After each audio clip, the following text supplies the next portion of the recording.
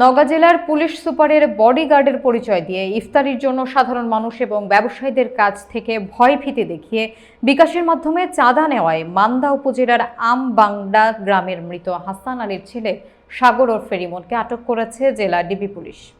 আরাফাত হোসেন হিমেলের প্রতিবেদনে দেখুন বিস্তারিত।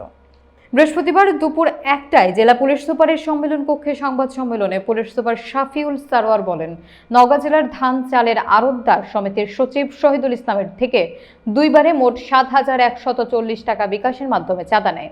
বিষয়টি জানতে পেরে নওগাঁ পুলিশের একাধিক টিম তাকে আজকে গভীর রাতে অভিযান পরিচালনা করে তাকে মান্দা থানাধীন তেতুলিয়া এলাকা থেকে তাকে গ্রেফতার করা হয়।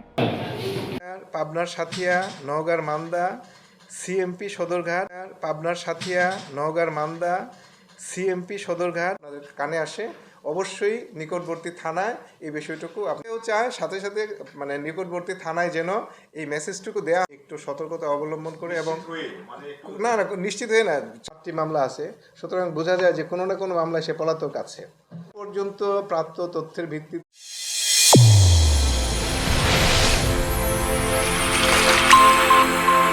চ্যানেল A1 হৃদয় রেসপন্স।